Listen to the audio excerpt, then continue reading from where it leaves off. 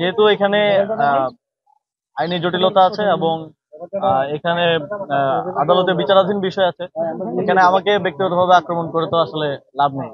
আদালতের যে আইনি লড়াই সেটা লড়তে হবে এবং যে জটিলতাগুলো আছে সেই সংক্রান্ত আমরা আইন মন্ত্রণালয়ের মতামত চেয়েছি। আইন মন্ত্রণালয় যেহেতু এক্ষেত্রে বিশেষজ্ঞ, তারা তাদের মতামত নিয়ে কোনো মন্তব্য করা এখন সমীচীন হবে না। দেখা যাক শুনানিতে কি রায় আসে বা কি নির্দেশনা আসে।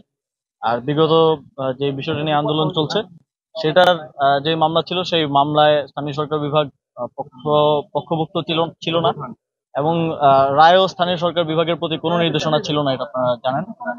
এবং যেহেতু নানা ধরনের আইনি জটিলতা তৈরি হয়েছে, মেয়াদ সংক্রান্ত জটিলতা তৈরি হয়েছে, এই জটিলতাগুলো নিরসনে আমরা আইন মন্ত্রণালয়ের মতামত চেয়েছি এবং আমরা জানতে পেরেছি যেহেতু একটা রিট পিটিশন হয়েছে, আমরা লিগ্যাল নোটিশও পেয়েছি এবং ওই রিট পিটিশনের শুনানি হয়তো আজকে হওয়ার কথা।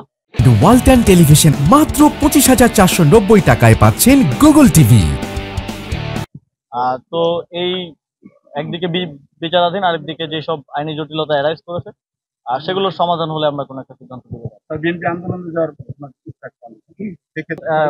যখন সরকার কাজ করে, সরকার একটা বডি হিসেবে কাজ করে, কেউ ব্যক্তিগতভাবে এখানে কোনো সিদ্ধান্ত নেওয়ার বা ইয়া করার সুযোগ নেই। বিশেষ করে এই ধরনের বড় ডিসিশন একা ব্যক্তি হিসেবে আমি নিচ্ছি, এটা ভাবার কোনো কারণ নেই।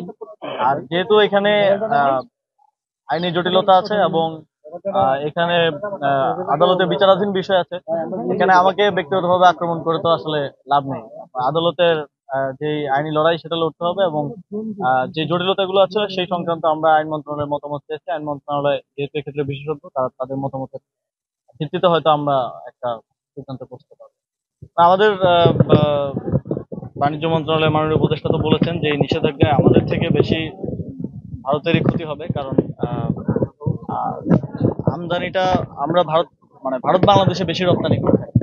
তবে অবশ্যই যেহেতু এটা একটা সাডেন ইয়ে এসেছে, সেক্ষেত্রে আমাদের বিকল্প ব্যবস্থা খুঁজতে হবে এবং সেই বিকল্প ব্যবস্থা খোঁজা পর্যন্ত তো কিছু প্রতিবন্ধকতা থাকবে এবং ব্যবসায়ীদের সাময়িক হয়তো কিছু ক্ষতি হবে, তবে দীর্ঘমেয়াদে আমরা মনে করি এটা আমাদের আত্মনির্ভরশীলতার দিকে এগিয়ে যাওয়ার একটা সুযোগ।